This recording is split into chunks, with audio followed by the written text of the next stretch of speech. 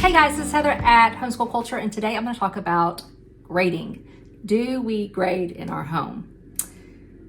The short answer is no, but the long answer is yes, kind of, and a whole lot of stuff in between. So I'm going to kind of break it down first on my thoughts. Now, I'm coming from a public school education background. And I'm also coming from like a counselor background who dealt with grades and transcripts and all of that type of thing. And so for a teacher who has, let's say, 20 to 30 kids in an elementary classroom, to be able to keep up with all 20 or 30 of those kids on what they've learned across multiple content areas, they're gonna have to grade it at some point. They have to do that. They have to be able to present, hey, this is how your child is doing in my class. They have to have some type of data to show them. Now let's go to high school level. When you're talking about top 10% and class rank and all that, well, you have to, obviously, right? You have to be able to grade things so that they can have that on top of the same concept. That teacher's not sitting one-on-one with their child like you might be at home, following everything, having deep discussions, things like that. And so that's the difference between grading in homeschool versus grading in public school. Public school has to do it. Homeschool doesn't. And let me tell you why I don't think we do. First off, just the simple answer is you're not comparing to anybody else. Next off, you know if your child has mastered something if you're working alongside with them and you are communicating with them and having discussion about the content. And so I can, a lot of times, like let's say in grammar, Cross and I, because of his dyslexia, I don't make him write even everything down, but we will verbally go over stuff and he'll give me answers verbally. Therefore, I know that he knows the answer, right? Because he is verbally doing it. And we're saving time and we're saving his mental capacity by doing that. And so I know, okay, you have now mastered proper nouns. We're going to move on to the next thing, if that makes sense. And then you know very quickly if he hasn't, if he doesn't understand the difference between a common noun and a proper noun, then we need to keep on working with that. The biggest thing right there is if your child has mastered the content. Now, I know I have two kids. One of my kiddos is very independent working, my 14-year-old who's in high school. And then my almost 10-year-old is very one-on-one with me. And so with her, it's more discussion based. I'm stopping the video right here because I noticed that I didn't actually, maybe finish my thought. With her, it is obviously lots of discussion, but it is also looking over her written work. So she doesn't it's not just purely discussion. She does complete written work in every content area. And so it's going over that written work and seeing it, but still not necessarily putting a number grade on it. And that's kind of where the discussion comes in. At that point, I can go back and, obviously if she did it right, tell her good job. And if she needs to, redo something or maybe even just look at it from a different perspective, whatever the content area may be, I can go and do that once I've gone over her written work. Now with math, we have a curriculum right now where it grades it for us with the Dr. Shorman's math. It grades it, so I don't have to grade it. Now, math would be one that I would always grade. When I say grade, I don't necessarily mean put a number grade on it, but I would definitely always check very thoroughly if she's getting the content correct. Same with some science, kind of, at the high school level science, but again, she's using a curriculum online that everything is done through the curriculum and graded online. So that's taking that workload off of me. Not only is Dr. Shorman, in my opinion, a great math and science curriculum, but that is just another benefit for the mom or the dad, whoever's the homeschool parent, right? Okay, next thing, exposure to information. So we talked about you're not comparing to others. If they've mastered, so those are the top two. Number 3 is exposure to information, not necessarily mastering it. So I think of, especially like during Morning Basket, and if you've heard of Charlotte Mason and you've heard of like spreading the feast, you're giving them like a plethora of information. There's no way they're going to master and digest every single piece of information and remember it forever. They're going to take bits and pieces of things And that's what makes those connections later on in life, which is why you want to give them that, in my opinion, why you want to give them that feast of information. So again, that's not necessarily, so to me, that's more about exposure to information than them mastering it. Now, with that said, in the Charlotte Mason philosophy, one way that you can pay attention, that they're paying attention, is that they do either oral or written narrations, which you kind of also pick and choose. I don't think Charlotte Mason expected you to do oral narrations for every single content area. If I'm wrong on that, please, you can discuss that down below. But we definitely don't do it on every area. We do it mostly on history, and it's not even the history we do in Morning Basket. It's the book she reads by herself. And we used to do it in literature, but now we're doing more of a classical approach for literature.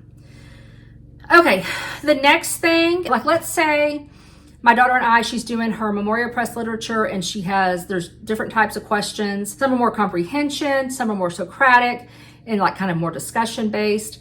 And so again, I can take that two ways. I can do the comprehension questions. I can have her tell me, like, it's very specific answers, and then the discussion can kind of be more open-ended. And so we can either do that literally verbally discussion, or I can have her write it down and then I can read over it.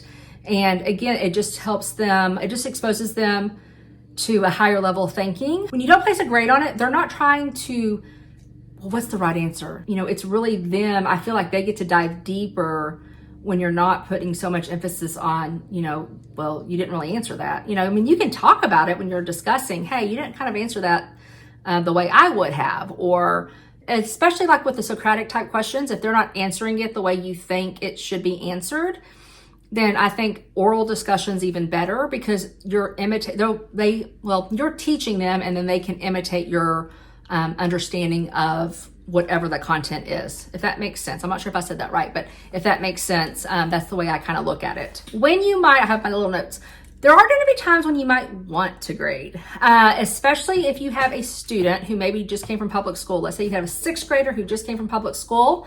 If you come in and you're like, I'm not grading anything, you just do the work. Well, again, I taught 8th grade through 12th graders, and if I told them I wasn't going to grade any of their work, they wouldn't give me quality work. Does that make sense? If you have a kid that comes, and this is my opinion, and of course it's not for the masses. Remember, this is not a one size fit all. I guess that's another thing. Let me say this real quick. The thing I love about homeschool is my children are diving into their education, because what are they getting out of it? They're getting education. They're getting the knowledge. Versus when you go to a school and you're dealing with public education, they're getting a grade. Does that make sense? So it really, in my opinion, separates. That's a big factor to separate. But like I just said, all kids are different. So with my daughter, there were times when, like, let's say I don't feel like she was doing as good. Well, there was times when I don't feel like she was giving her maybe 100% effort, which is what I expect of them. Does that mean they'll make 100? No, but I still want them to give 100%, right? And I would say, okay, if you had this test in public school, you would have made this grade.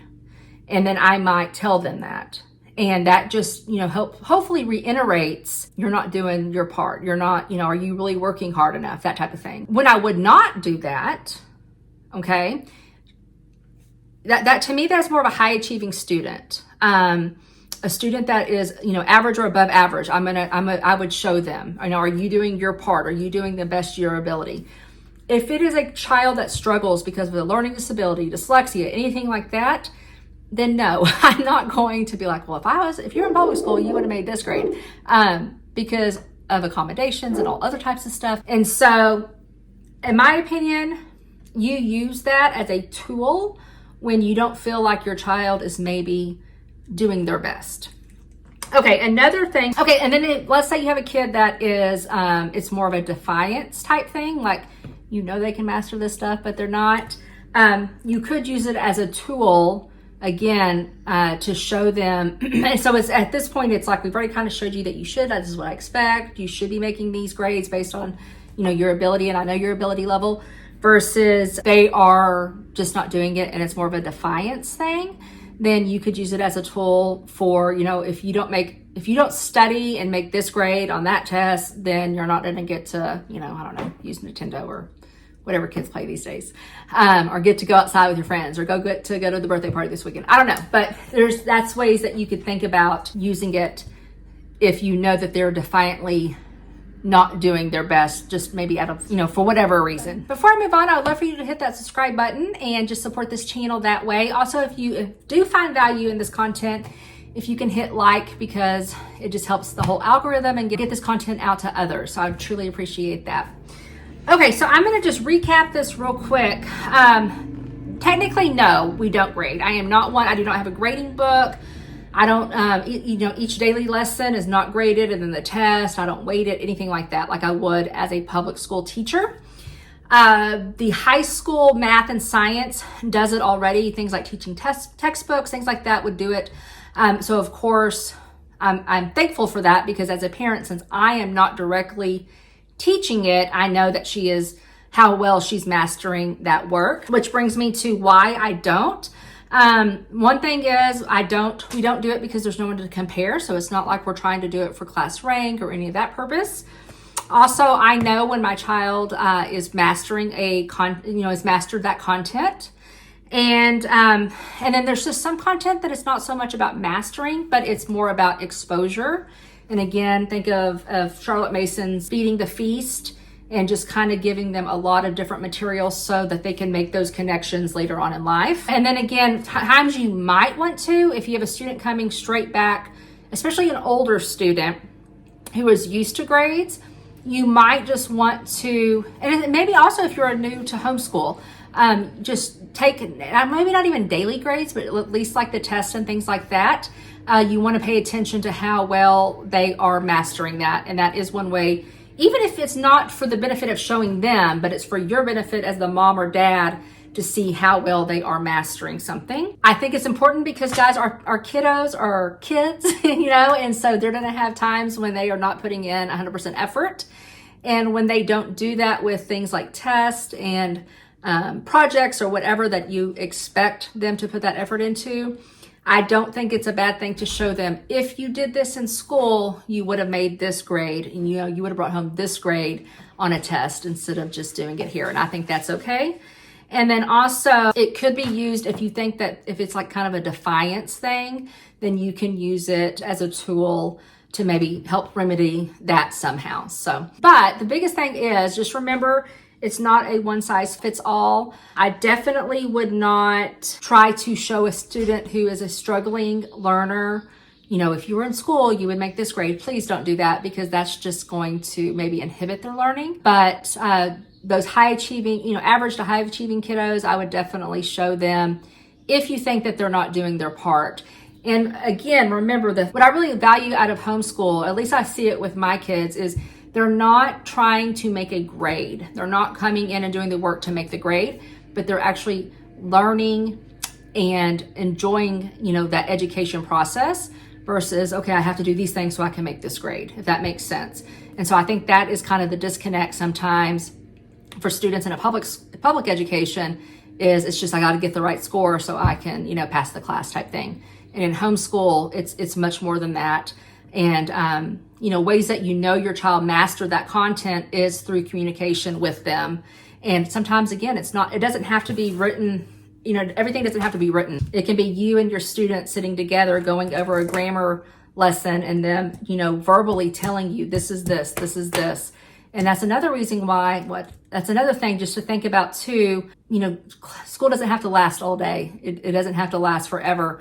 They can quickly show you that they do understand the concept, so you can go ahead and move on to the next thing. Okay, I think that is it. I think I got it all. If you have any questions, please put those down below. If you have any comments, I would love to hear that. And then also, how do you grade? Do you think it's important? I know there's going to be some people out here that might cringe at the thought of not grading everything, or at least test. But tell me what you think, or maybe what your experiences are. Are you one that maybe started out grading and then realized, I'm seeing it. I don't have to write it down in a grade book. I actually see the mastery. Or maybe you live, I did not bring this up, and I should have brought this up in the beginning, but you might live in a state that requires it. So here in Texas, we require very little for homeschool. You definitely want to look at your state requirements and what do you have to show in terms of grading, etc. So things to think about. So I hope you have a super blessed day and a blessed week, and I'll talk to you soon. Bye-bye.